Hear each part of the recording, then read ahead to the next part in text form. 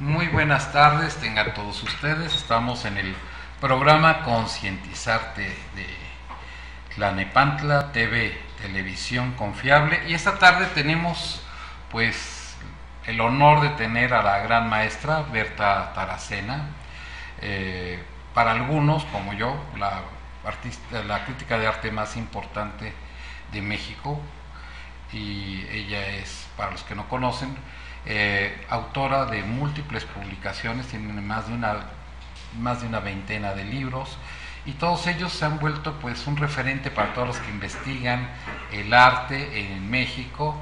Y bueno, me gustaría que la maestra Berta Taracena, pues que la estoy presentando, pues comenzara un poquito a hablarnos cómo comenzó la crítica de arte y qué es lo que ella piensa que es su papel en especial como crítica de arte. Berta.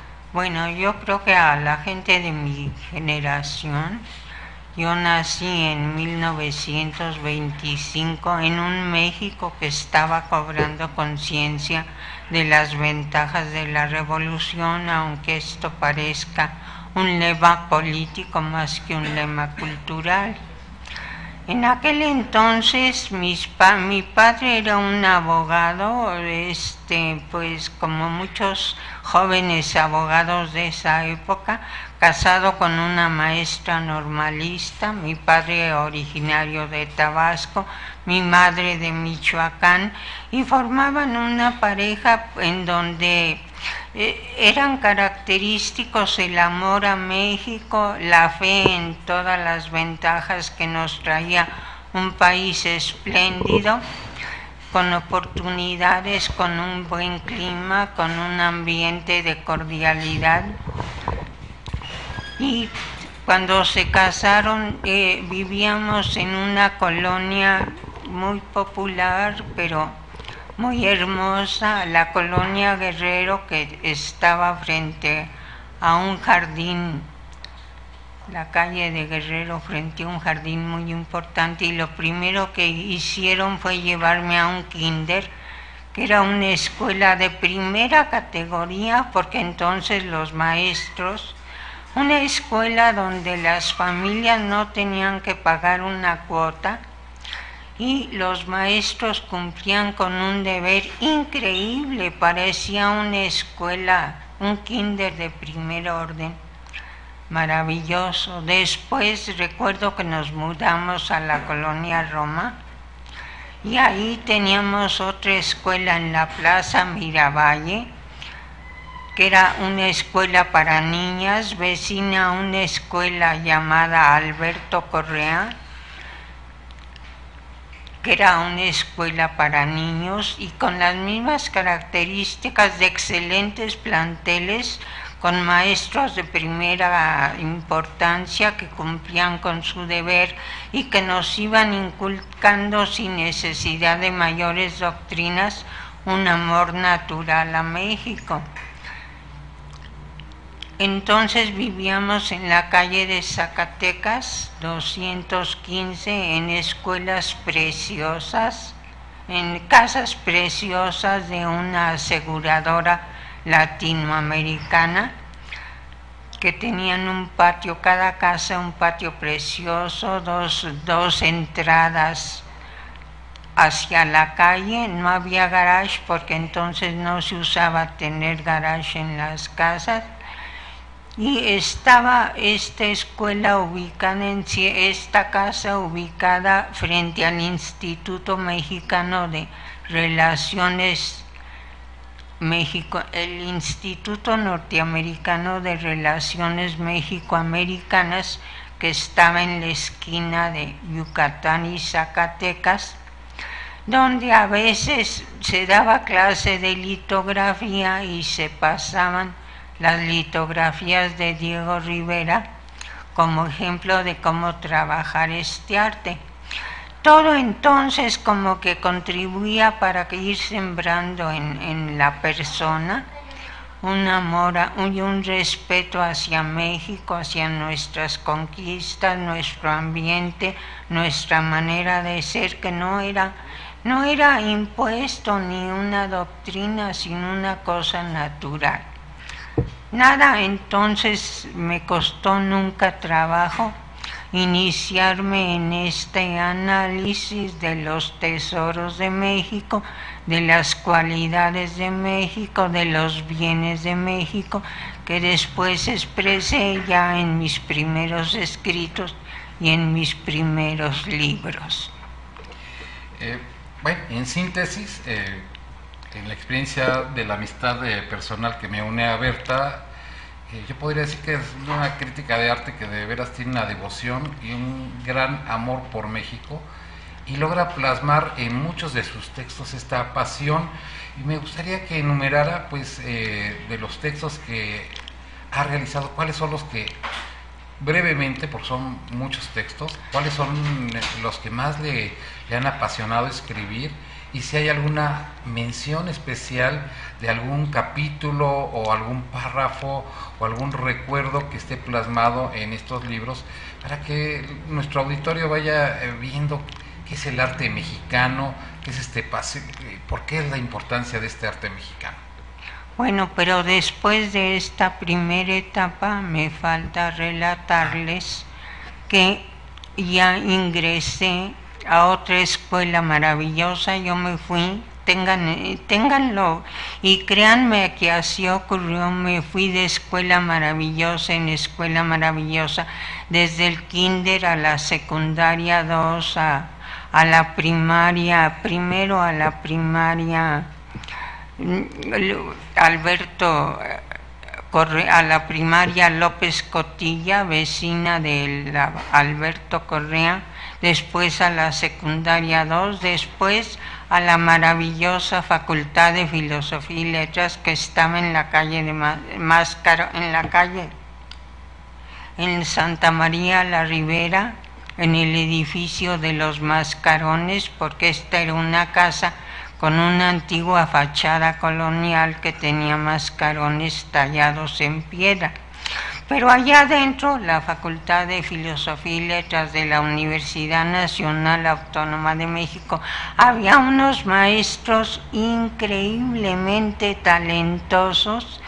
Yo nunca me hubiera imaginado que un sindicato nacional de trabajadores de la educación pudiera desembocar en lo que estamos viviendo hoy día, de protestas y mítines y falta de cumplimiento en las obligaciones, porque todos estos maestros eran gente importantísima, muy sabia, muy dedicada a su trabajo.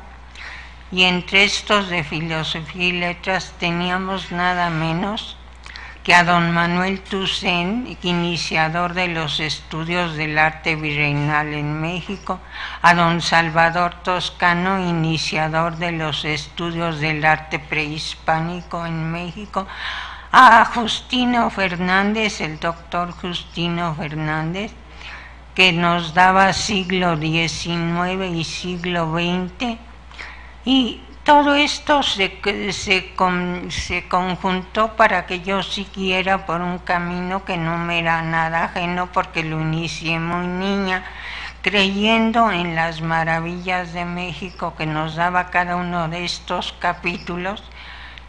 Y así me acostumbré a ver siempre el arte prehispánico, el arte virreinal, el siglo XIX. Ustedes recuerden que el siglo XIX tiene a José Guadalupe Posada y a José María Velasco como sus artistas principales, antes de que pasemos al XX a ver a Diego Rivera, José Clemente Orozco, David Alfaro Siqueiros y Rufino Tamayo como grandes exponentes de la etapa siguiente cronológicamente. Entonces los invito por eso a disfrutar de todas estas maravillas de un país que naturalmente produce maravillas. Para mí no es nada extraño creer que vivo en el mejor país del mundo, con excelentes etapas históricas, humanas, filosóficas y sociales. Bueno, Berta, sí. No sé si Alejandro Quijano va a empezar a discutir conmigo porque solemos dirimir enormemente en nuestros enfoques del mundo y de la realidad que nos rodea. Pero yo estoy dispuesta a defenderme aquí en este canal tan amable de todos los obstáculos que se me pongan enfrente. Es un placer saber que alguien ama a México y por sobre todo, de repente el arte no aparece de la nada, el arte aparece de una forma de ser, de vivir, de una historia, de una tradición y bueno, a veces hay influencias externas, pues siempre todo contacto, pero hay un hilo conductor y yo tengo fascinación por la obra de la maestra Berta Taracena y espero que en otra ocasión hablemos especialmente de su libro, bueno, de uno de sus libros más importantes, que es La estética del arte mexicano en el tiempo, que a mi consideración es un libro que en México pues debería conocerse de manera bueno, ese fue mi primer libro, que es como un capricho mío, basado únicamente en mi trayectoria de trabajo, pero mi primer artículo publicado fue sobre el maestro Justino Fernández y yo le llamé el arte escrito por Justino Fernández. Recuerdo que entonces el gran maestro, uno de los pilares fundadores de la crítica de arte en México, me envió a mi casa en agradecimiento una caja de violetas con 3 camelias color de rosa encima, que para mí pues resultó otra maravilla increíble recibir un obsequio semejante por haber hecho una cosa que me causaba tanto gusto y placer como escribir sobre arte. Después empecé a publicar, debo decir que nunca a la fecha algún artículo que yo haya escrito, un fragmento, una media página de comentarios, me la han dejado sin publicar. Todo lo que mando, ofrezco o realizo encuentra canal para publicarse y pues así seguí una ruta que no me causaba mayores dificultades, porque me presentaba en una revista o en un editorial con un trabajo y siempre me lo aceptaban y lo publicaban. Cuando más tarde mi padre, que era un alemanista, era miembro del PRI, ahora que estamos en día de elecciones, no me vayan a echar jitomatazos, porque antes el PRI era un partido pues de las gentes idealistas de la revolución, y con el gobierno de Miguel Alemán fue invitado, no había elecciones, yo creo que realmente sí era un dedazo, era una designación que hacía el presidente de sus colaboradores, y en cierto sentido invitó a mi padre a ser senador de la República por el estado de Tabasco, que era donde él nació, en Tabasco. Siendo yo como me llamaron más tarde en el Museo del Palacio de Bellas Artes, una hijita de senador, le dije: oiga, padre, ¿por qué no me lleva? Yo quiero trabajar en Bellas Artes, ¿por qué no me acompaña a solicitar? Dice: sí, te acompaño, vamos a ver al maestro Carlos Chávez, que es el director del Instituto Nacional de Bellas Artes, y vamos a solicitarle un trabajo para ti.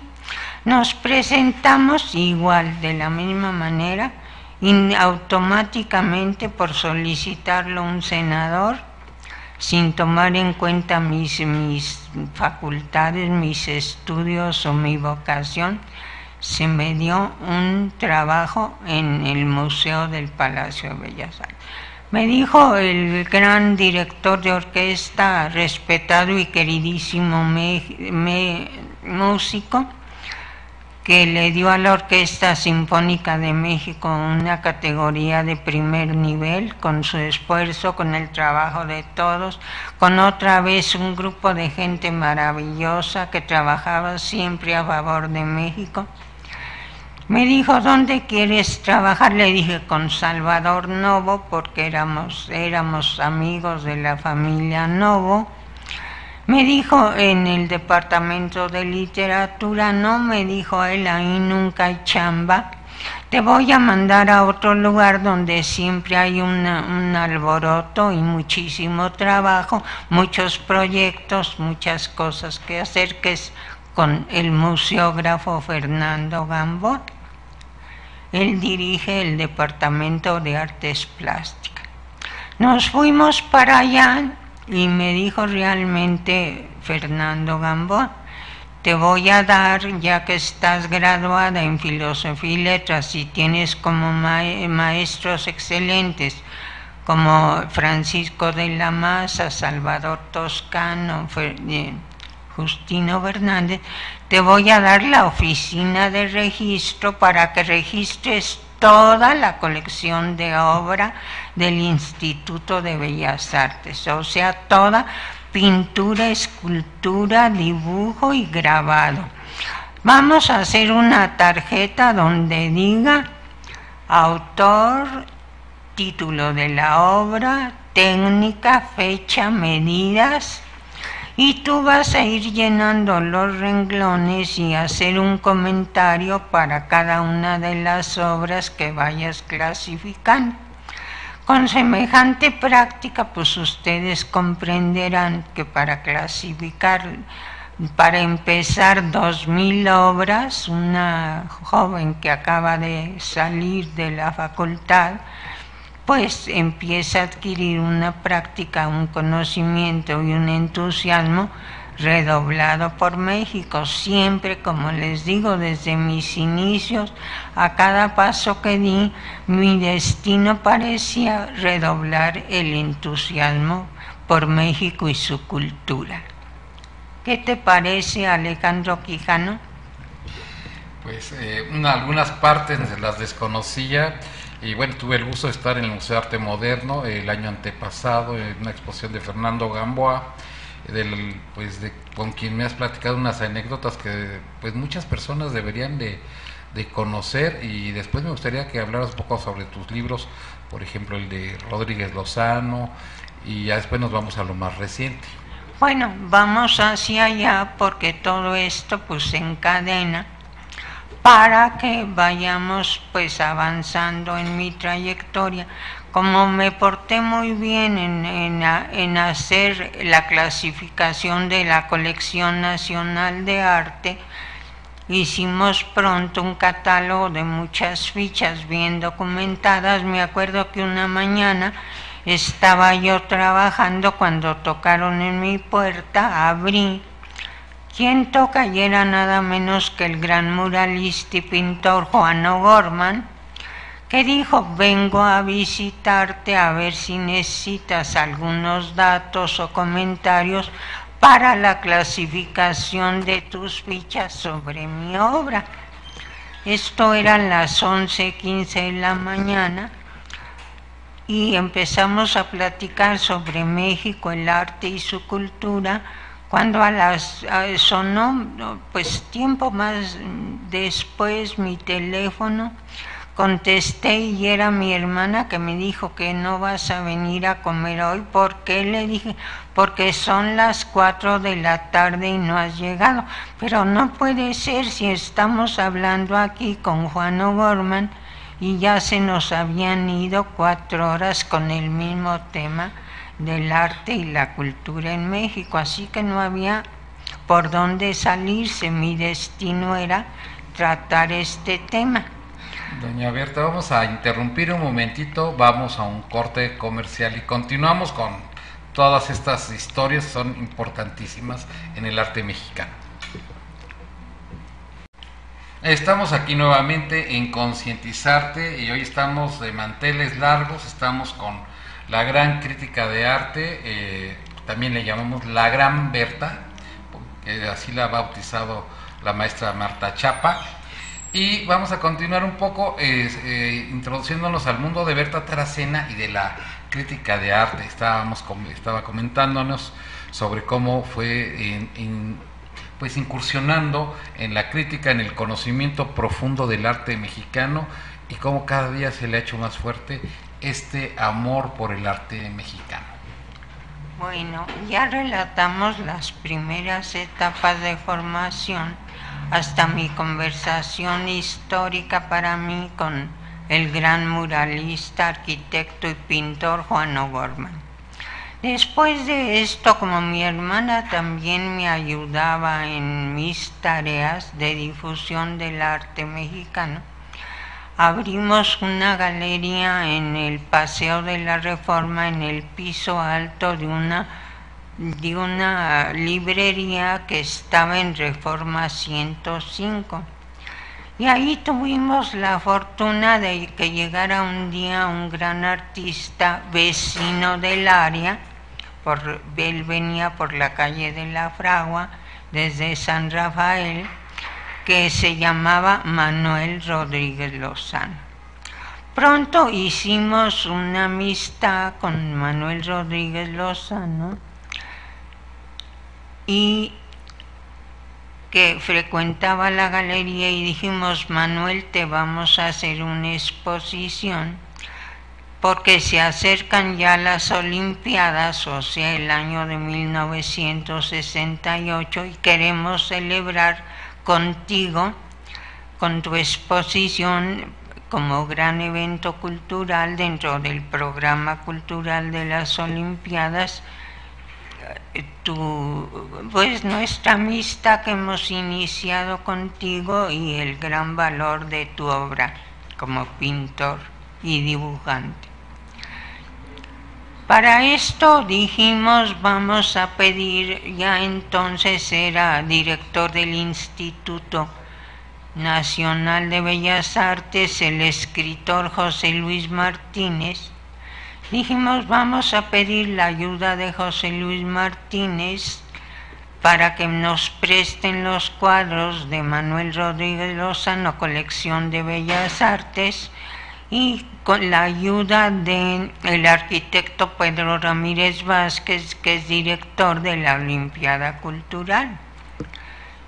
De inmediato en Bellas Artes dijeron que sí, que nos facilitaban los cuadros para la exposición mediante los procedimientos administrativos usuales, un seguro y los convenios entre los directores de la galería y los directores del Museo de Arte Moderno, a donde pertenecía la colección.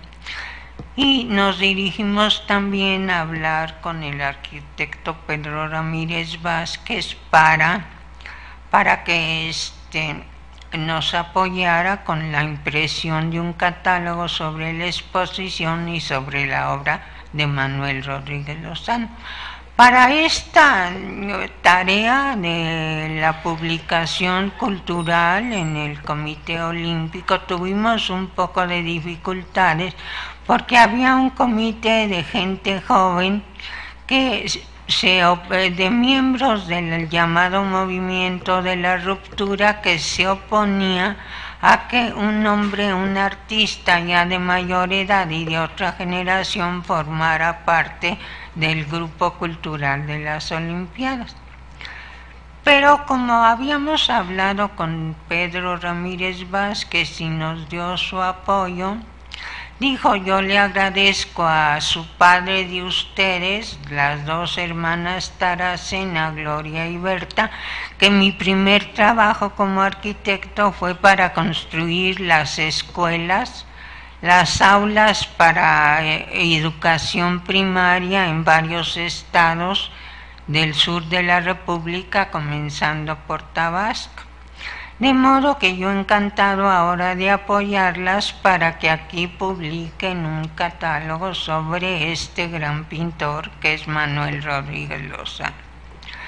Después de esto y de ganarles a todos los jóvenes diques que se oponían, miembros de la ruptura que se oponían a que otros ajenos a ellos entraran al movimiento cultural, pues se supo que éramos muy amigas el polémico Rodríguez Lozano, porque no voy a decir que no era un artista de opiniones muy de su estilo, muy de su temperamento, y muchas veces polémico, que le gustaba escribir retando a políticos y a empresarios y a otros artistas.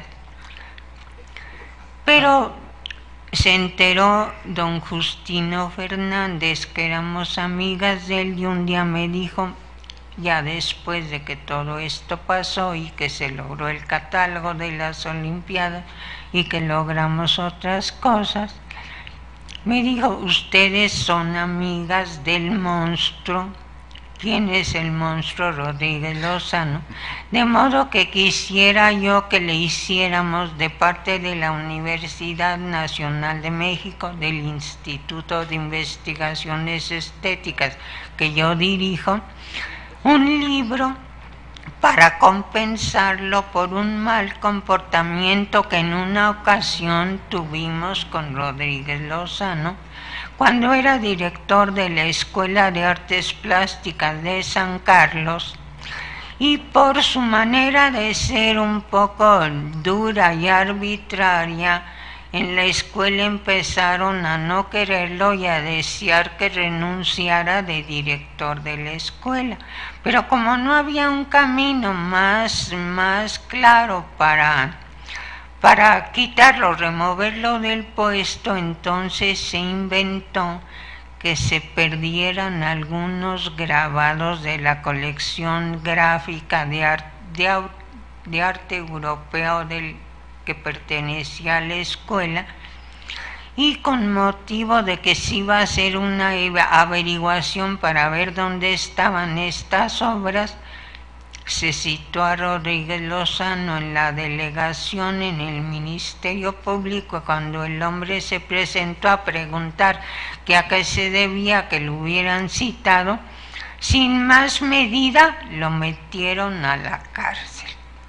Y allí estuvo 4 meses que para él fueron de oprobio y de infierno, de modo que ahora, años después, iba la universidad a tratar de resarcir al artista con un libro sobre su obra, y ese fue mi primer libro, mi primer trabajo arduo de investigación y de tareas cotidianas, que me llevó a la gran satisfacción de por fin tener un primer libro editado por la Universidad Nacional Autónoma de México. A mí me gustaría también que narraras pues otra cosa que yo creo que es muy interesante. Bellas Artes, el Palacio sigue siendo pues un lugar donde pues digamos que la gente que se dedica a las artes visuales se expone y pues o se consagra o toma un gran reconocimiento.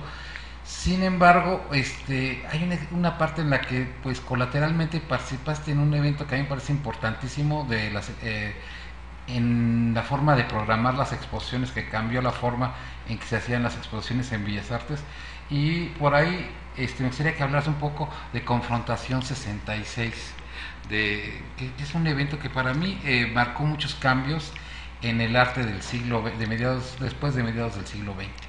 Bueno, esta Confrontación 66, anterior a las Olimpiadas de 68 y desde luego a mi libro, sí se originó en la galería que les mencioné que tuvimos mi hermana y yo en la calle de Reforma 105, en los altos de una librería, porque ahí nos conocimos a muchos artistas jóvenes que ya no eran solamente los 4 grandes tan respetados, que también mencionó al principio como gentes estupendas, representativas del arte en México, que eran Orozco Rivera, Siqueiros y Tamayo.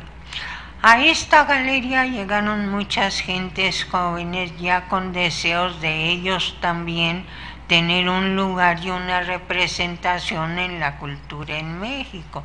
Y poco a poco nos fuimos organizando, eran muchísimos.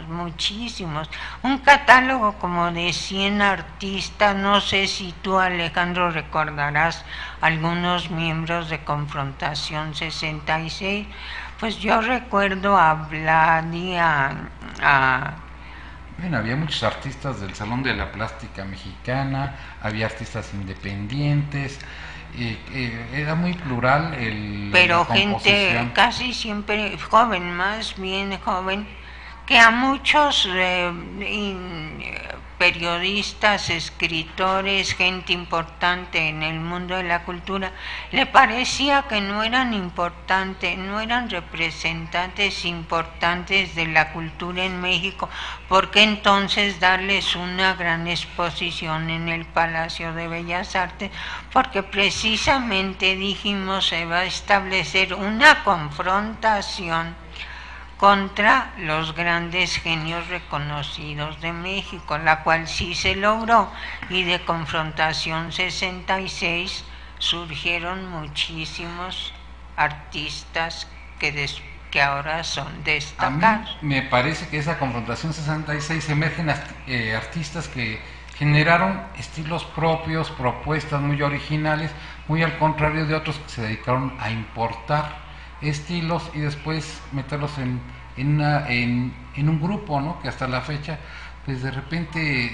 suenan, pero que a nivel internacional no han hecho que brille el arte mexicano. Yo creo que muchos artistas de generación 66 los encontramos, pues por ejemplo en el museo, en el MoLA, en Los Ángeles, que está en Long Beach, o los encontramos en ciertas galerías, y otros artistas pues no. Y yo creo que fue muy importante saber que había muchísimos creadores, y el abrir de Bellas Artes, que estaba muy cerrado a exposiciones que no fueran pues de los artistas institucionalizados, marcó un cambio en el arte en México, que yo creo que de repente hay momentos en que vuelve otra vez a suceder lo mismo, que hay artistas que son los de siempre, que se institucionalizan, y hay gentes como Berta que de repente harán que nuevamente se abran las puertas a estos creadores que van empujando. Bueno, de esa exposición sí derivó una invitación de la editorial de la Secretaría de Educación Pública llamada CEP 70,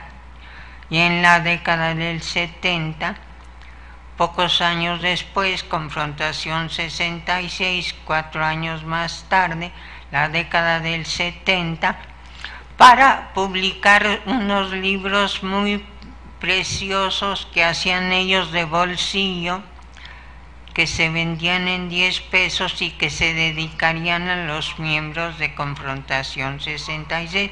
A mí me tocó hacer el de Francisco Corzas con 10,000 ejemplares, que fue todo un éxito y se vendieron de inmediato, y el de Antonio Peláez, también de CEP 70, y tal vez entonces esta editorial la dirigía el poeta Ali Chumacero, cuya esposa Lourdes Chumacero tenía también una galería en la zona rosa, donde se trabajaba a favor de los artistas jóvenes, los nuevos, los egresados de Confrontación 66. Al final puedo observar que tienes múltiples inquietudes y hay muchas formas de ver todo lo que se ha hecho en el arte. También hay mucha gente que desconocería, por ejemplo, alguna vez me has platicado pues de tus convivencias de Rufino Tamayo, y una de las que más me asombró fue que la generosidad con la que de repente apoyó a algunos artistas, entre ellos a Vladimir Cora. Me gustaría que me hablaras un poco de esta faceta de Rufino Tamayo, que pues yo creo que mucha gente desconoce, o la mayor parte.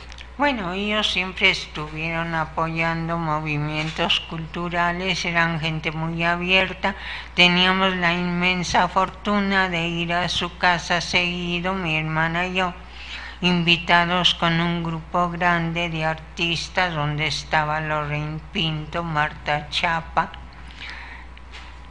A veces iba la periodista de Excelsior, Ana Cecilia Treviño, que se firmaba como Bambi, esposa del pintor Gironella entonces.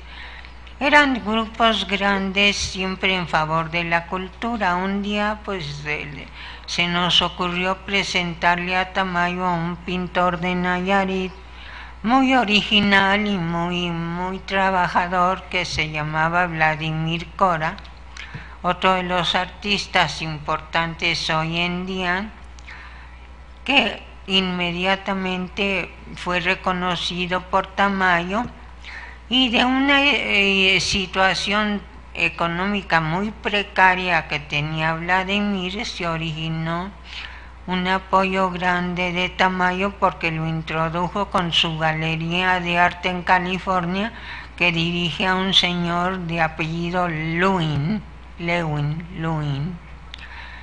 en California, donde pues él vendía realmente con clientes de inmediato. Artistas mexicanos como Rafael Coronel, Gustavo Montoya, Rufino Tamayo, Vladimir Cora. Un día estando en México, Luin, estábamos en el restaurante de Bellas Artes comiendo. Yo le pregunté, ¿me podría decir quién para usted es el artista más importante en México? Dijo, sí, cómo no, Rafael Coronel. ¿Por qué dice eso? Porque cuadro suyo que llega a mi galería se vende en un día.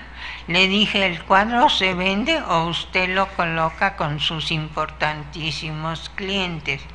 Ese es un planteamiento que puede existir siempre en torno al comercio del arte en las galerías. Si los cuadros se venden porque son cuadros muy bellos o muy bien estructurados, o porque el dueño de la galería, el promotor de la galería, tiene realmente conexiones de importancia económica que pueden adquirir obras de arte y pagarlas de contado y de inmediato. Bueno, siempre ha sido muy prudente y muy generosa, pero sí, definitivamente influye mucho pues el papel que tiene una galería, sus relaciones, así como la selección que hace en términos de cómo quiere manejar su galería, qué es lo que le gusta, qué es lo que...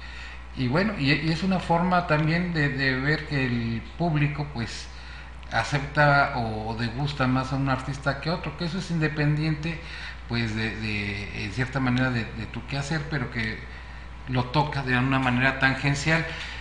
También me ha llamado la atención que siempre te has tratado de manejar con una línea de análisis muy pulcra, muy en lo estético, que realmente en tus publicaciones no eres una gente que da cambios ni bandazos, ni andas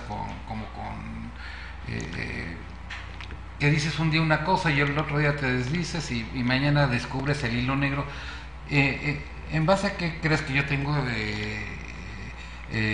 como referente pues en tus libros? ¿En qué tesis se sustenta estas cosas que yo percibo? Que para mí es importantísimo que la historia pues sea el sustento del análisis. Pero esto sí se va dando porque convives en el medio, estás en el medio. A mí la siguiente persona después de Rodríguez Lozano que me buscó para un libro fue el pintor de origen ruso llamado Vladi. Vladi era un importante representante de la ruptura, lo habían invitado el grupo de la ruptura por sus ideas, por su formación intelectual, por su brillante inteligencia y por su pues excelente modo de dibujar, pintar y grabar.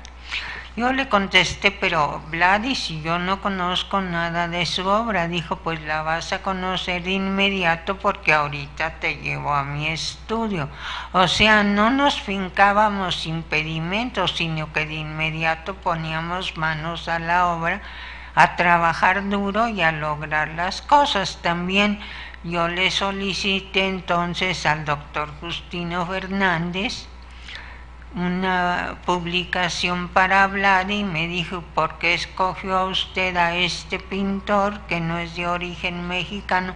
Le digo, pero que ya se está incorporando a la cultura en México y que es justo que lo apoyemos. Yo lo apoyé a usted cuando me pidió un trabajo sobre Rodríguez Lozano para compensarlo por las injusticias que había sufrido en la universidad.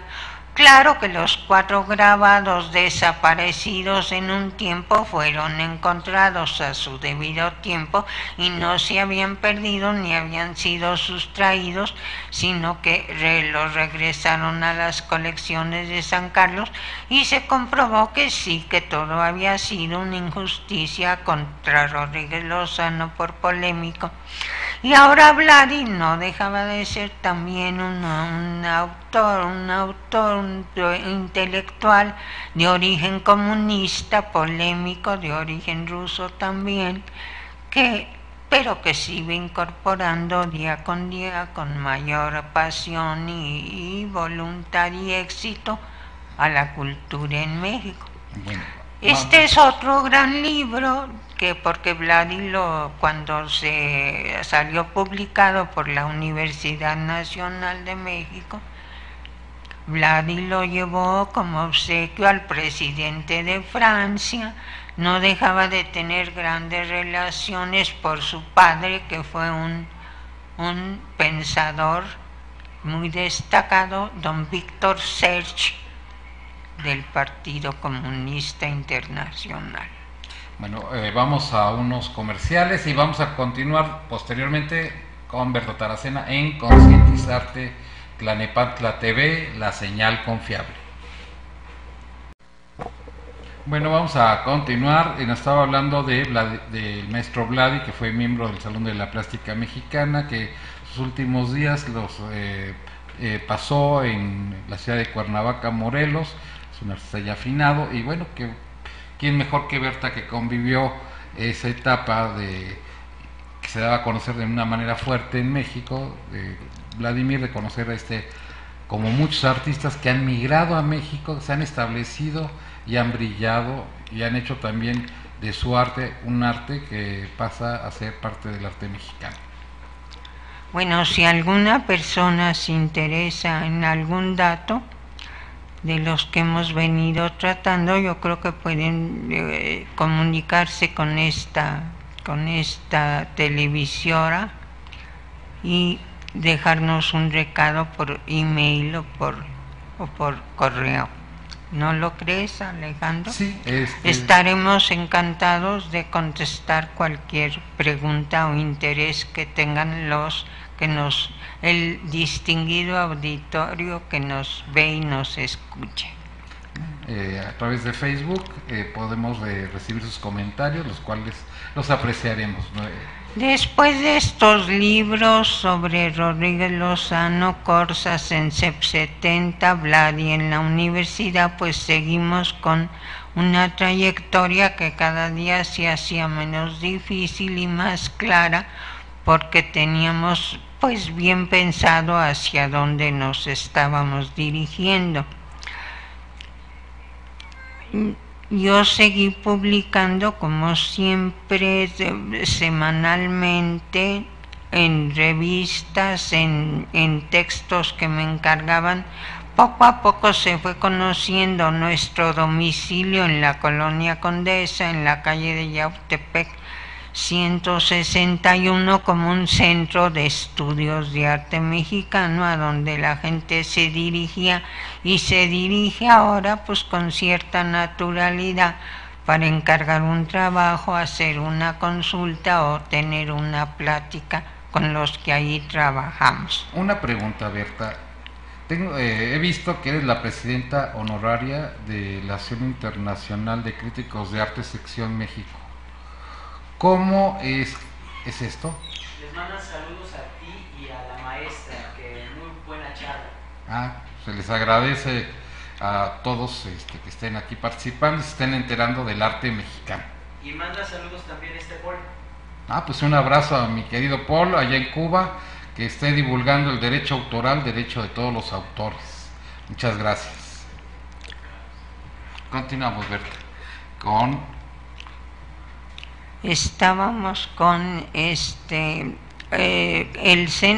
me hablabas de la sección mexicana de la Asociación Internacional de Críticos de Arte. Esto me viene por mi amistad con otro crítico de arte muy destacado en la vida diaria y en el periodismo en México, que fue don Jorge Juan Crespo de la Serna. Él fue diplomático en un tiempo y trabajó en Europa, de modo que se hizo de amigos y contactos en Europa. Y cuando supieron en Europa que escribía sobre arte en periódicos, revistas y otras publicaciones, lo invitaron a representar a México en la Asociación Internacional de Críticos de Arte, que es una organización no gubernamental como tantas que existen en Europa y que se dedica a defender los intereses y los derechos humanos del gremio. O sea, las asociaciones en Europa tienen por objeto defender los derechos de sus agremiados. En este caso serían los críticos de arte. Entonces, no participaban todos los críticos de arte en México, sino solamente aquellos que tenían simpatía por pertenecer a una ONG, a una asociación internacional, y que pues estaban de acuerdo con los postulados de estas asociaciones. Aquí pues trabajamos con otros artistas que habían llegado refugiados de España y se formó la asociación. Había ahí un crítico muy destacado, miembro del Instituto de Investigaciones Estéticas de la Universidad Nacional de México, que era don Pedro Rojas.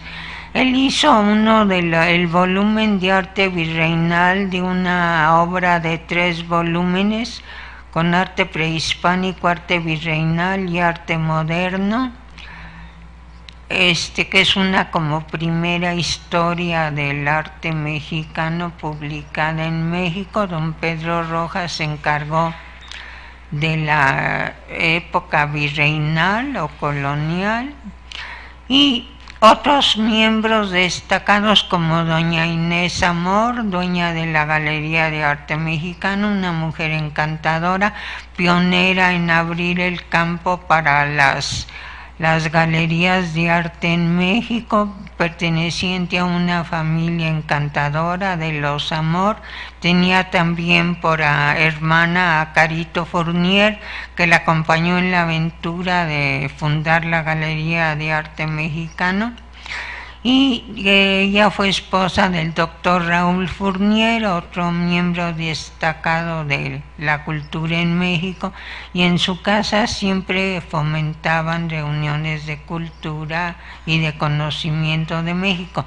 Eran también hermanas ellas de la poetisa Pita Amor, una mujer muy peculiar, encantadora. Y con ese grupo estábamos con otra pintora muy destacada, que fue Cordelia Urueta, esposa de Gustavo Montoya. Cordelia, nieta de don Justo Sierra, y así se iba tejiendo pues todo una urdimbre de gente muy relacionada con México y con su cultura.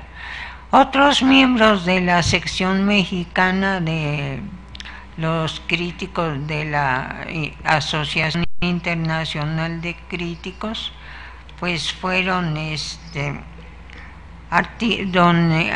grabador don Mariano Paredes, un artista gráfico, miembro del Taller de la Gráfica Popular, y otras gentes, don Fernando Gamboa, más tarde Óscar Urrutia, gente que se distinguía siempre por lo mismo, por su interés en el arte y la cultura en México. Quisiera hacer un pequeño paréntesis y que todas las personas que nos están viendo pues estén enteradas, y sobre todo los artistas, de que Berta está en activo, pero de una manera impresionante, que recientemente acaba de hacer la presentación de un catálogo de los murales del maestro Leopoldo Flores, pero es una persona sumamente abierta. Y bueno, aquellos que artistas que de repente pues necesitan una presentación, la maestra Berta Taracena, pues de repente yo he visto algunas presentaciones que escribe o lo que observa de alguien, y de veras es asombroso pues el ojo, ahora sí que crítico, aunque suene redundante, con el que trabaja. Y bueno, pues algunas personas que estén interesadas en tener su opinión o ver la posibilidad de que les escriba algún texto, pues no dejen de aprovechar pues que tenemos a una persona de veras que ama el arte mexicano. De veras yo he visto que muchas cosas las hace con una pasión y un amor que bueno, entre los artistas mexicanos que también me ha interesado, porque creo que merecen apoyo, está este hombre que es uno de los artistas más importantes del Estado de México, que es Leopoldo Flores. Leopoldo Flores es el autor del Cosmovitral en la ciudad de Toluca, que está dentro de un jardín botánico que es una maravilla vegetal, y tiene muchísimas otras obras que han dado lugar a que a Leopoldo se le haya destinado en la Universidad Mexiquense, en la Universidad Autónoma del Estado de México, un museo, el Museo Universitario Leopoldo Flores. Recientemente hemos estado en la inauguración de una nueva serie que él ha presentado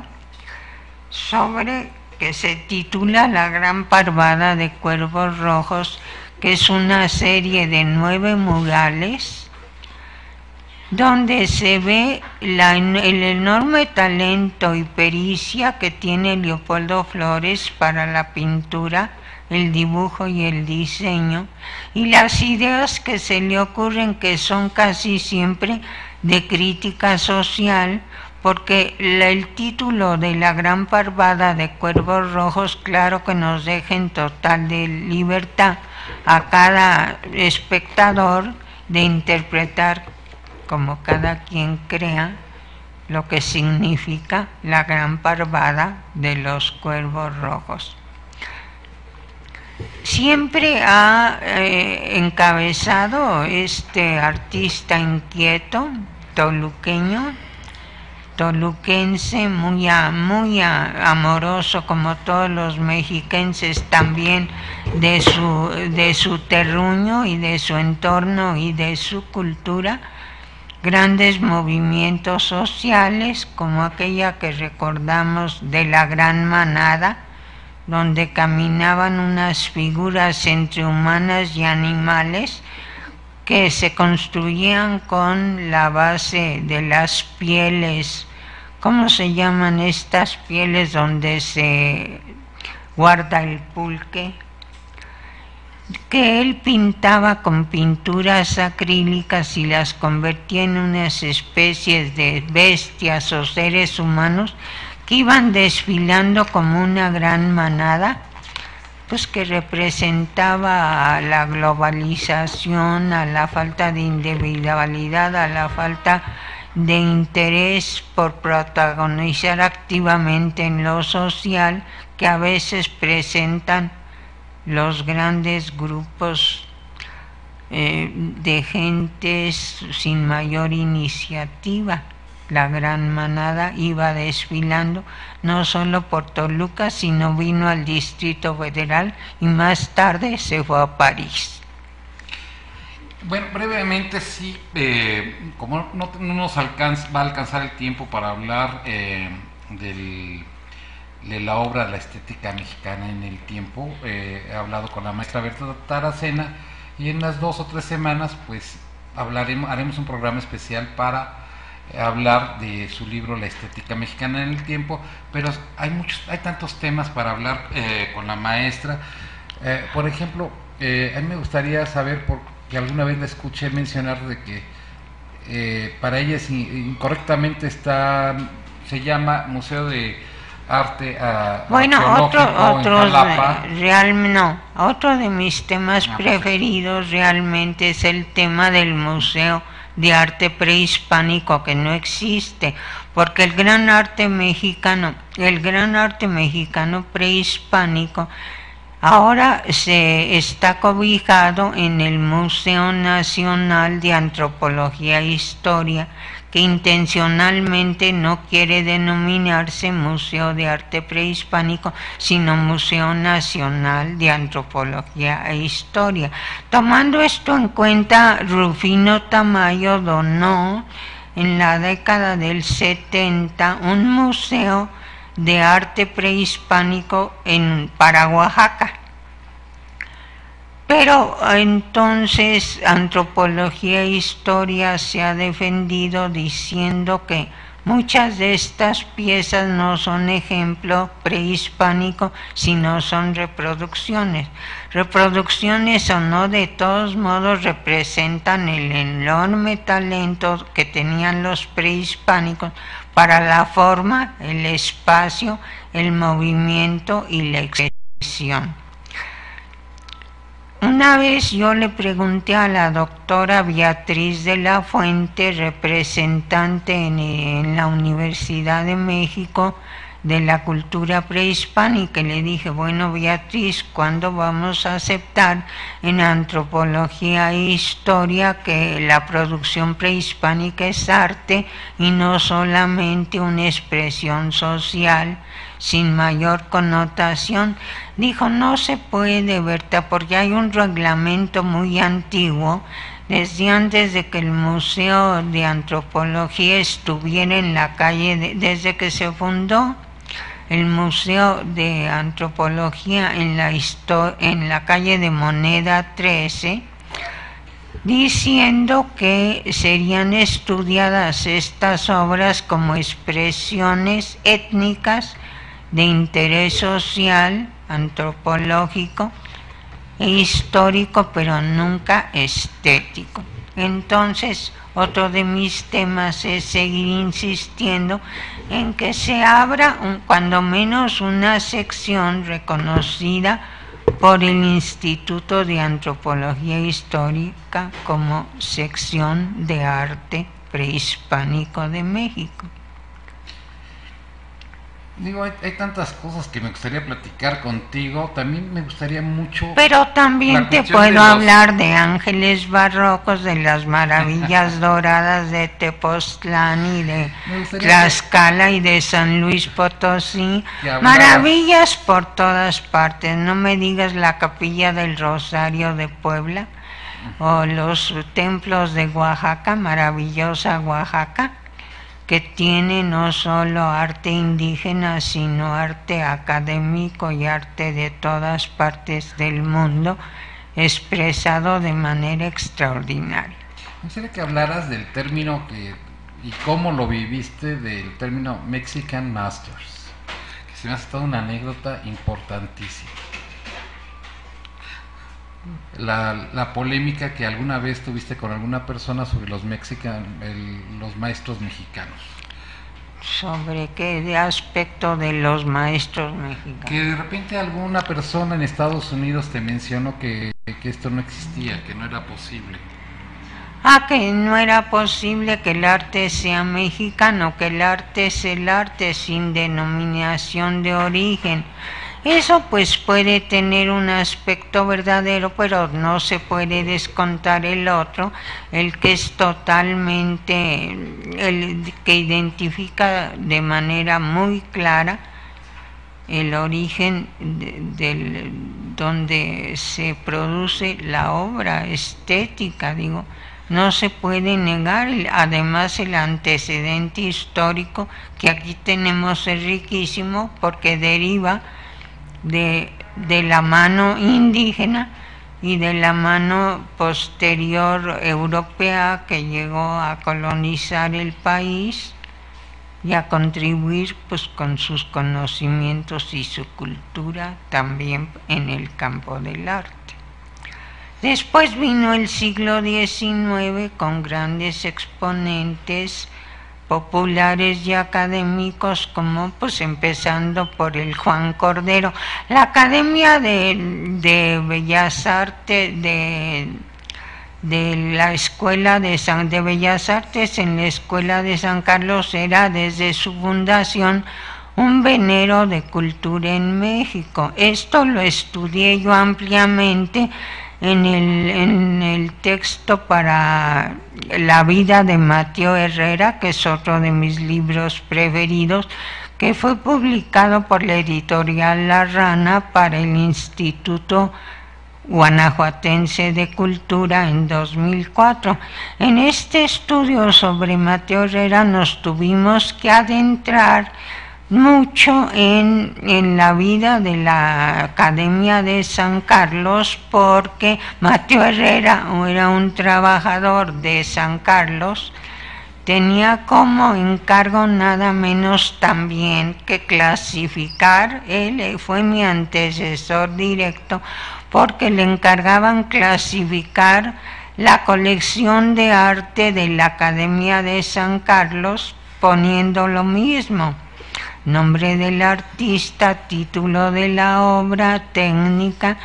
Y entonces, dentro del tiempo que le quedaba libre al pintor Mateo Herrera, que también daba clase en la Escuela de Bellas Artes de San Carlos, pues hacía sus trabajos de clasificación de pintura. Me dicen, yo creo que es verdad, que una vez que don Manuel Toussaint se enteró del trabajo de Mateo Herrera, dijo: ¿por qué no iniciamos nosotros también un laboratorio de arte? Que así se llamó en primera etapa el Instituto de Investigaciones Estéticas de la Universidad Nacional de México, Laboratorio de Arte, a donde se incorporó el trabajo incipiente de Mateo Herrera sobre clasificación de obras, y ya después jalaron todos los miembros del Laboratorio de Arte que entonces dirigía don Manuel Toussaint, para conocer, clasificar y convertir todo aquello en lo que más tarde fue el Instituto de Investigaciones Estéticas. Doña Berta, por todas partes salen cosas maravillosas e interesantes sobre México. Los invitamos a compartirla. Si vamos a un corte comercial, te vamos a interrumpir un momentito, porque de veras hay muchísimo que hablar contigo. Continuamos en TV Tlanepantla, la señal confiable, en el programa Concientizarte, con esta entrevista histórica a la gran Berta Taracena, o la gran Berta, sencillamente como dice Marta Chapa. Y vamos a dedicar este bloque a continuar un poco con lo que nos estaba comentando de Mateo Herrera, y con un concepto que me parece enorme y bellísimo, que ella ha acuñado en base a su reflexión intelectual, que es la mirada colosal. Y si nos alcanza un poco el tiempo, pues vamos a hablar, que ella le diría a los artistas jóvenes, para concluir esta media hora. Ya que has mencionado a Marta Chapa, me gustaría recordar que ella me ha apoyado. Siempre ha sido entusiasta con mi trabajo, y yo a mi vez he sido entusiasta con la labor de ella, su trabajo y su gusto maravilloso por la cocina. Es una gastrónoma que ha educado a una de sus hijas dentro de este arte, que es otra característica de México, que es la cocina fina, la gran gastronomía regional. Marta estuvo presente en un homenaje que me hicieron en la Cámara de Diputados, donde creo que tú también nos acompañaste, Alejandro Quijano, donde estuvo Marta y estuvo el pintor David Lach y tú y yo y el compañero de Marta, ¿cómo se llama? Alejandro Ordórica, ¿no? Ordórica, que fue diputado en su tiempo y ahora es un intelectual que apoya a Marta y a quien también le gusta mucho hacer investigaciones sobre la cultura en México. Otro homenaje que recuerdo con mucho cariño, este fue en la Cámara de Diputados, y otro homenaje que recuerdo con cariño es el que me hicieron en el Museo Leopoldo Flores del Estado de México, allá en el Cerro de Coatepec. Primero uno para presentar mi libro Estética del Arte Mexicano en el Tiempo, y más tarde otro por mi trayectoria. Para que no se me olvide, Berta, la directora en ese entonces del museo se acaba de comunicar conmigo y quiere organizarte otro homenaje. Entonces, ¿se acaba de comunicar contigo? Sí, la nueva, porque no es la misma directora. Celina García Garduño. Celina García es una mujer sensible y muy inteligente. Un nuevo homenaje en el espacio que ella está dirigiendo. Eso me encantaría, porque yo admiro mucho a Celina por su inteligencia, su preparación y su enfoque sobre México.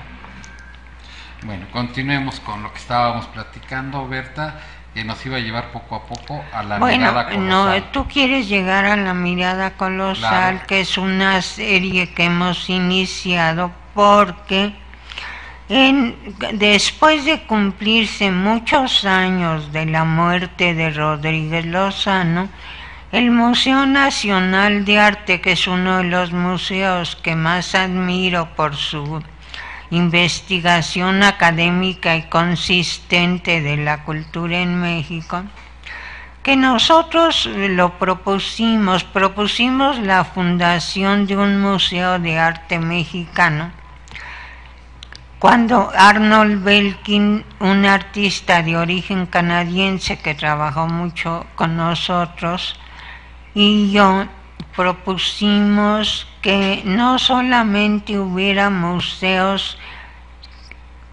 impersonales sobre nuestra cultura, sino que existiera uno que realmente representara a lo mexicano. Esta insistencia en lo mexicano que muchos no aprueban, porque el arte también tiene otro aspecto muy importante que es lo universal. No vamos a insistir y estar siempre predicando sobre regionalismos o aspectos nacionales. Bueno, Berta, pero cuando alguien habla de algún artista, los norteamericanos hasta ponen el himno nacional y dicen y lo ven como glorioso. Si alguien que no es europeo del occidente, de la parte occidental, o norteamericano, entonces sí es como pecaminoso que tenga un origen o una forma de ver el mundo. Sí, pero hay que tener en cuenta, acuérdate de de una canción muy de moda entonces que decía, no soy de aquí ni soy de allá. O sea, es como un ideal de los jóvenes no ser de ninguna parte y ser de todo el mundo. Bueno, una buena obra de arte tiene un lugar de origen y es universal porque toca a todos los seres humanos. A eso sí aspira. Yo creo que no es contradictorio que tenga un origen o que tenga una esencia y que al mismo tiempo sea tan bueno que lo hace universal. Es como el arte maya, pues solo es mexicano, pues no, es universal. El arte tan es universal que ahora se andan subastando algunas piezas prehispánicas en subastas internacionales en París o en Londres, y el Instituto de Antropología opina que pues esas obras debían regresarse a México porque no está bien que sean subastadas internacionalmente. Este es otro aspecto y otro punto del arte que también se puede analizar y platicar largamente sobre ello. Bueno, esa es la parte de conservación. el Museo de Antropología tiene un acervo enorme que realmente yo creo que nunca vamos a ver todo lo que hay en las bodegas del museo. Pero si ellos son museos de antropología y no de arte, ¿para qué defienden que el arte se subaste? Pues si no, a ellos les interesa solo lo antropológico. Hay un museo en la ciudad de Jalapa de arte prehispánico que te recibe con una gran cédula a la entrada donde dice: este es un museo de antropología, no es un museo de arte. Y tú entras al museo y es el museo más deslumbrante de arte que yo he visto en mi vida. ¿Cómo te explicas esta dicotomía? Bueno, es que vivimos de repente en un mundo de que las cosas se quieren hacer por decreto, más no por esencia, no por análisis, no por el depurar las cosas y llevarlas a que trasciendan. Y yo creo que el arte debe trascender la vida y no ser producto nada más de un edicto, de una opinión, de una cuestión jurídica netamente, o la gente que establece estas normas jurídicas pues debería ver más bien el espíritu de las cosas y de repente pues entran las cuestiones de las tendencias. Como te decía yo, el Museo Nacional de Arte es uno de los museos que yo más admiro por su programa de trabajo. Y un día me invitaron, dijeron: mire maestra, le vamos a hacer una exposición a Manuel Rodríguez Lozano por el 40 aniversario de su muerte y queremos que usted participe con nosotros en los trabajos. Entonces me encargaron por escrito, ellos todo lo hacen muy formalmente, un trabajo para el catálogo de la exposición que consistiera en 10 cuartillas sobre la obra de Rodríguez Lozano. Vamos a ir a un receso y vamos a continuar con el catálogo de Rodríguez Esto Lozano. Ya nos va a llevar a la mirada colosal que quieres.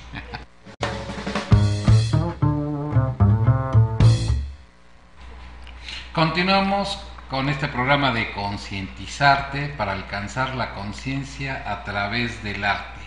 Tenemos a la gran Berta, una de las críticas más importantes y para mi gusto la más importante de México hoy en día.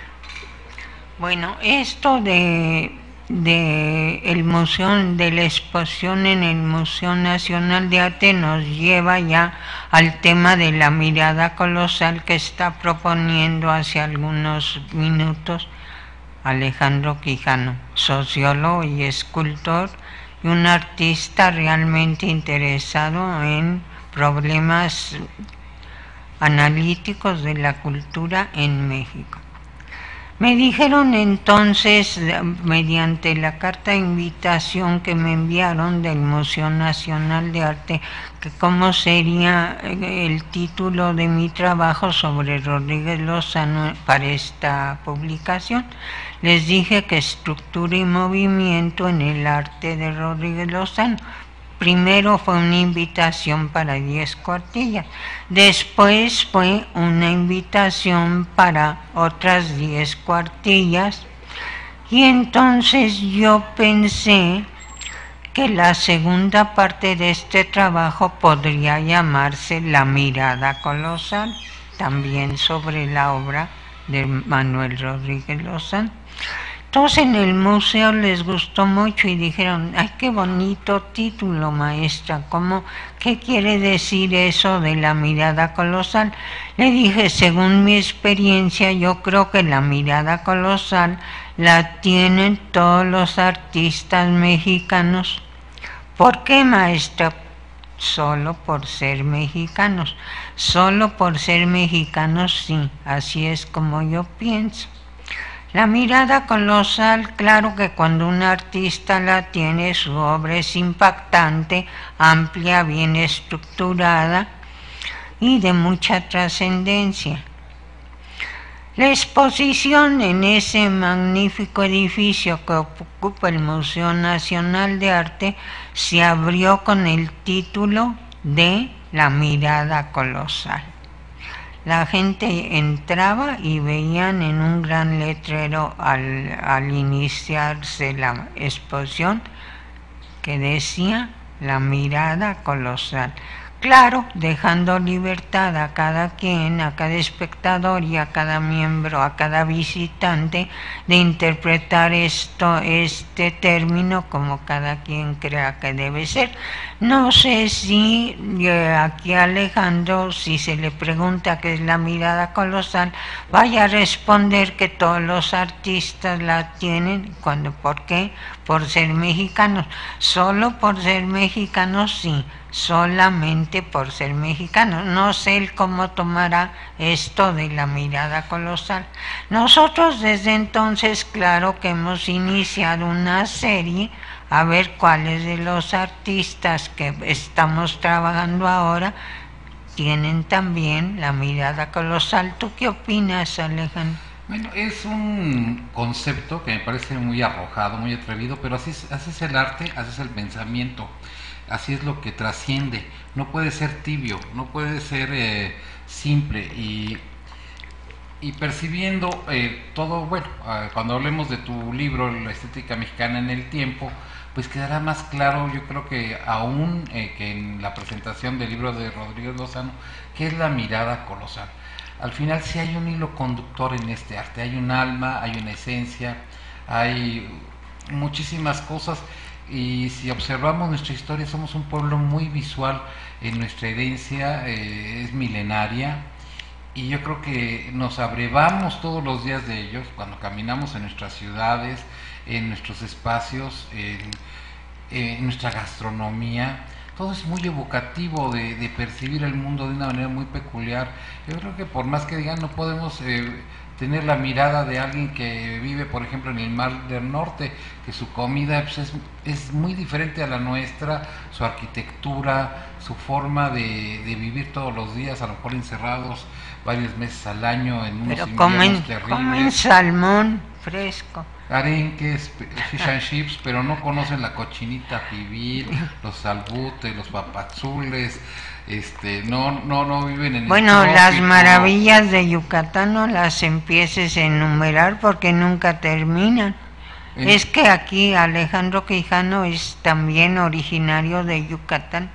Bueno, todo eso influye en la forma de crear, en la forma de percibir, y el artista mexicano tiene una sensibilidad muy peculiar y yo creo que esa es la mirada colosal. Bueno, más esta mirada colosal está también en el mural que Rodríguez Lozano pintó en un edificio que ocupó su mecenas, el señor Iturbe, Francisco Iturbe, que vivió en Isabel la Católica 32, en un palacete donde le encargó a Rodríguez Lozano, después de que salió de la cárcel todo decepcionado y triste, dijo: ven Manuel y pinta aquí en el rellano de la escalera preciosa de 3 cuerpos, la escalera que conduce al segundo piso, un mural.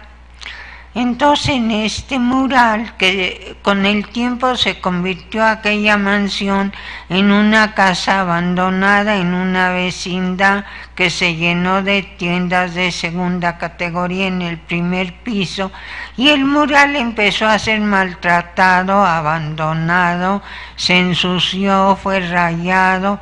El cielo estrellado del mural se tapó con una manta y conseguimos que, con motivo de la exposición en el Museo de Arte, un grupo de mecenas que ahora trabaja en el centro histórico adquiriera la construcción la restaurara totalmente y restauraran el mural.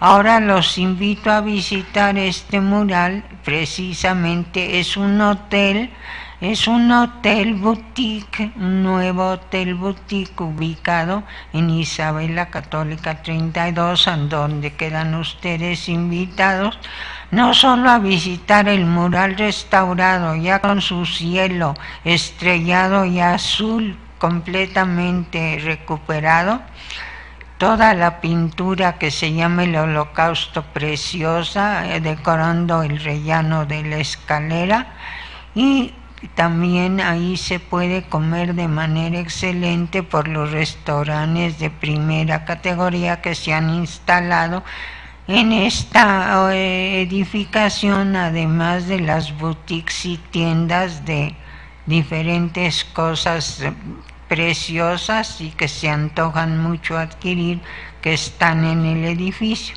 Frente a este edificio también vemos el edificio señorial del Casino Español, donde exhibió otro artista sobre el que he escrito recientemente un artículo muy divertido que se llama La suave patria de Octavio Campo, porque Octavio Campo es un pintor que pinta un personaje con diferentes acepciones del mismo personaje en el mismo cuadro, y todos los héroes de la independencia durante su última exposición fueron pintados e interpretados por él. A su manera está un poco como hacer una sola persona con diferentes personalidades en la misma figura. Octavio Campo también presentamos un libro de él en la última feria del libro del Pachuca de Hidalgo, en la Universidad del Estado de Hidalgo, donde también se cultiva de modo muy genuino la cultura de mexicana.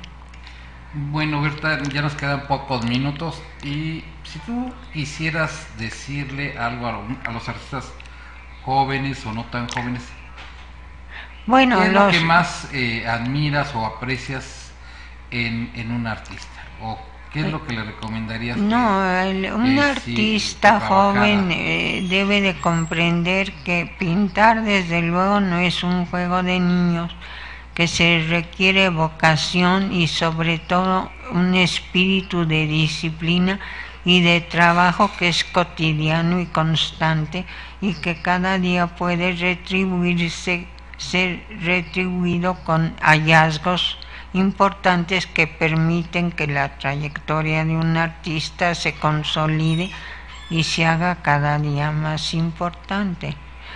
El apoyo que se le da cuando se dirigen a mí para encontrar unas primeras palabras críticas sobre su obra es siempre tratando de decir cosas positivas que ayuden a los artistas jóvenes o que se inician a seguir adelante con su camino.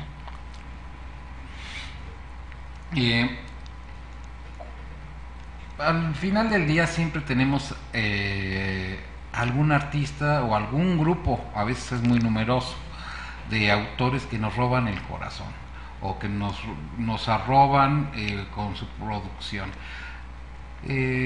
Me gustaría que me mencionaras algunos de distintos momentos. Y bueno, estamos hablando de arte mexicano, por supuesto.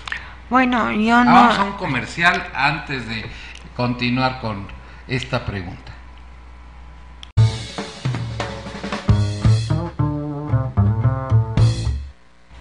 Continuamos en esta entrevista con la gran Berta Taracena, una de las críticas más famosas de México y, para mi gusto, pues la más grande hoy en día.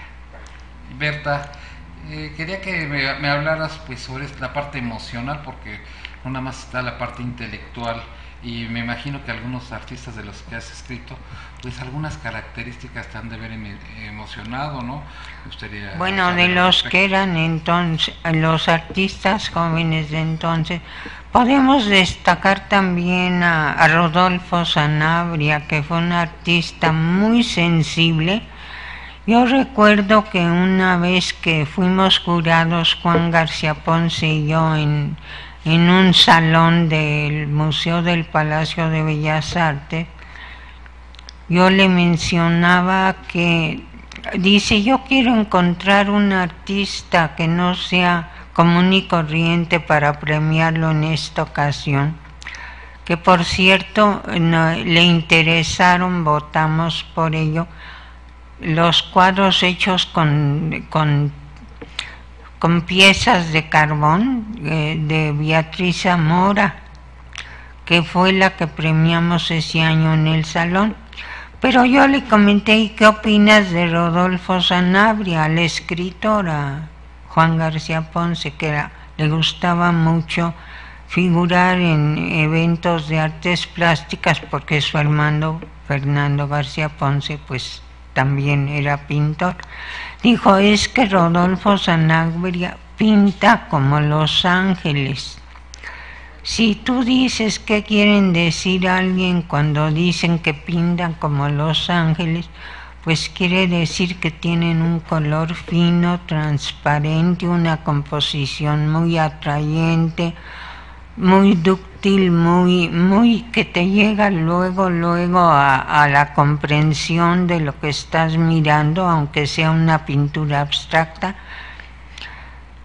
Es un pintor originario de Metepec que más tarde vivió muchos años en París y siempre tuvo una pintura muy sensible, muy mexicana, muy peculiar de él, a quien conocimos mi hermana y yo junto con otro artista extraordinario que es el escultor Heriberto Juárez, los dos ya fallecidos, pero que eran ambos de dos jóvenes extraordinarios, entonces muy poderosos, que querían comerse el mundo en un puñado, en un solo bocado, y que sí destacaron en su tiempo, pero a los que todavía no se les ha hecho justicia, y que curiosamente los dos son del Estado de México, Heriberto Juárez, nacido en Teotihuacán,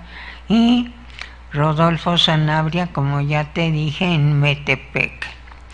Otro artista que siempre me atrajo mucho por su obra, su manera de componer, su enfoque de lo que es la condición humana, fue Jorge Alzaga, originario de Jalisco, también un gran luchador, al que tampoco pues no hemos logrado que se le reconozca con toda la extensión, la importancia que merece su trabajo.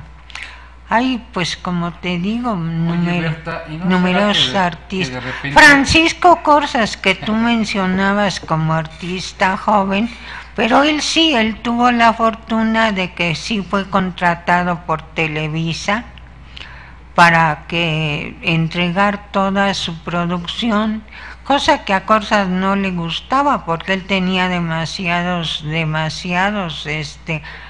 admiradores que querían adquirir de inmediato su obra, y un contrato con Televisa pues lo obligaba por una cuota anual de la empresa a entregar todo su trabajo, cosa que a Corsas lo alejaba de la gran popularidad de gente que tenía a su alrededor y que lo admiraba.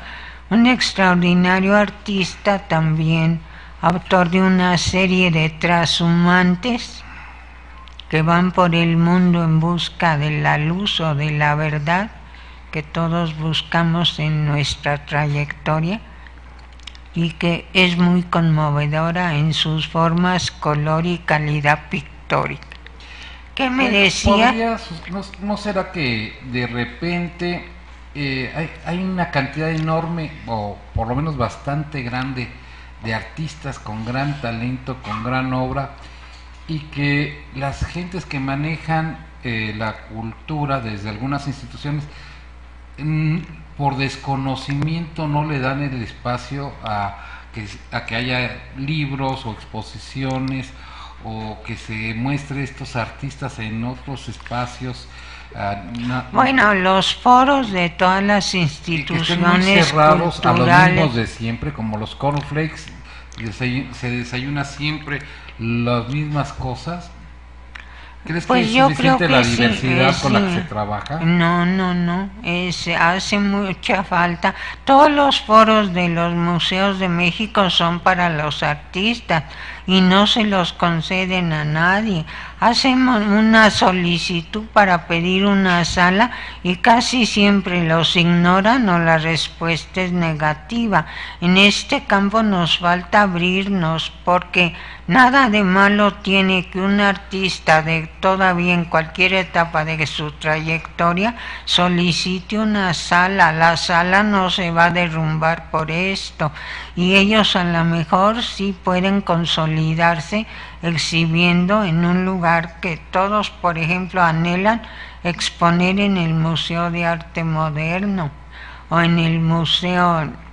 Todos los museos de México que son importantes y que se les niega el foro a los solicitantes. Eso es una cerrazón de criterio que debe corregirse cuanto antes. Bueno, por ejemplo, tú que conociste a Rufino Tamayo, ¿tú qué crees que pensaría él de las exposiciones que se presentan en ese espacio y que realmente hace muy poco ruido en lo que se hace en ese museo que tiene tantos recursos económicos y que el Museo Rufino Tamayo.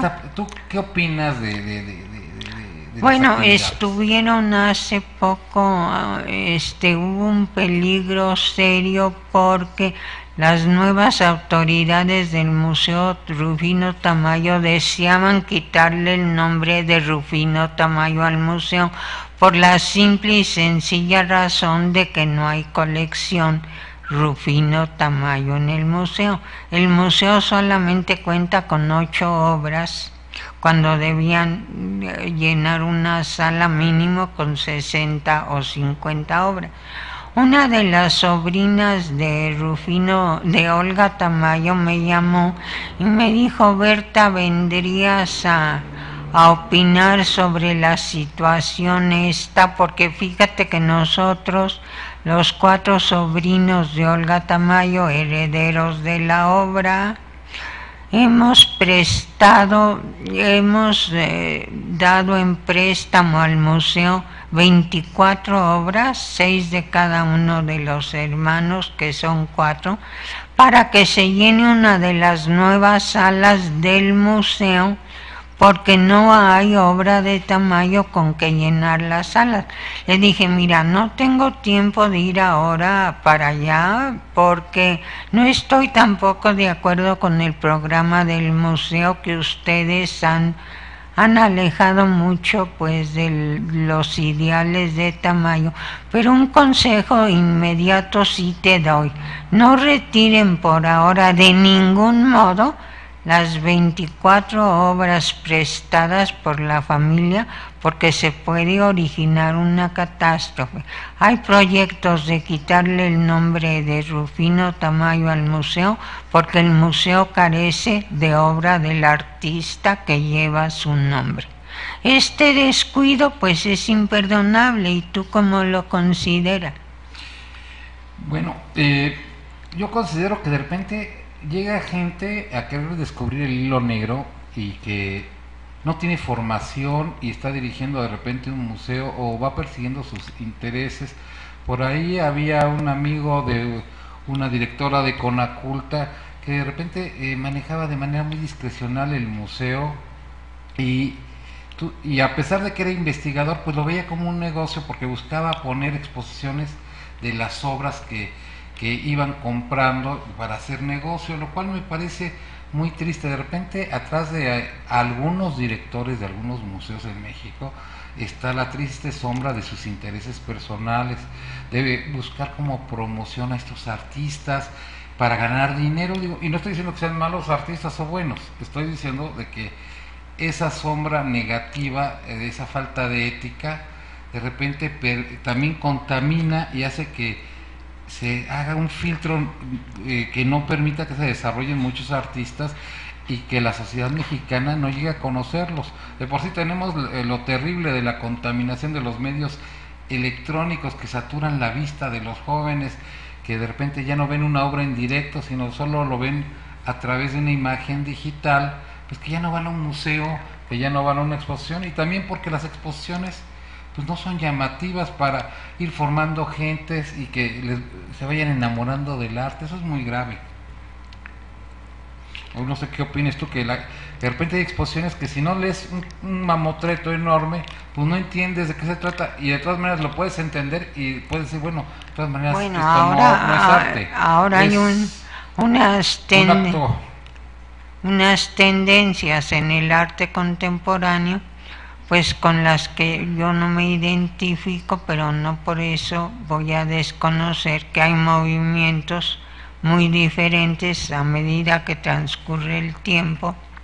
A mí todos estos, cuando yo quise publicar mi libro, este libro consentido mío, que se titula Estética del Arte Mexicano en el Tiempo, tenía yo los dueños de la imprenta donde lo mandé a hacer, habían ellos mismos contemplado la posibilidad de encontrar patrocinador para publicar el libro, pero de repente nos vimos ante la realidad que no teníamos patrocinador, y yo invité a algunas personas a ver el cuadro mío de Corsas, a ver si me lo adquirían para yo poder pagar mi imprenta y publicar mi libro. Un gran un señor importante, padre de 2 coleccionistas jóvenes muy importantes en el medio de la cultura en México, le dije, te invito a que veas mi Corsas, a ver si alguno de tus hijos lo puede adquirir. Dijo, voy para allá, voy a tu casa para explicarte, quiero platicar contigo una cosa. Dijo, me habló uno de mis hijos, los que tú dices, y me dijo, padre, quisiera que vinieras a ver una colección de obras que acabo de adquirir. Sí, dijo, una colección de 40 obras. Dice, yo llegué a su casa, me instalé en la planta baja porque él estaba ocupado, todavía no bajaba del 2º piso, y me habló desde arriba y dijo, padre, ¿ya empezaste a ver las obras? Dice, no, sí, hijo, ya estoy aquí instalado. Dice, no le dije que no veía yo nada porque no sabía de qué me estaba hablando. Cuando bajó me dijo, mira, aquí están todas las obras que acabo de adquirir. Una bicicleta chueca, una caja de zapatos vacía, unos zapatos usados, un montón, unos nopales secos, un montón de obras de las llamadas obras del arte contemporáneo, que yo nunca me hubiera imaginado que eran la parte de las 40 obras que mi hijo acababa de adquirir. Dijo, ¿tú crees que con esta tendencia de los muchachos yo les puedo proponer que adquieran tu Corsas? Y así fue como el señor pues no me pudo ayudar. Pero de todos modos tuve la fortuna de que en León, Guanajuato, un cirujano, si se interesara en mi Corsas, lo adquiriera, y de este modo ya pude pagar mi imprenta y sacar mi libro a circulación.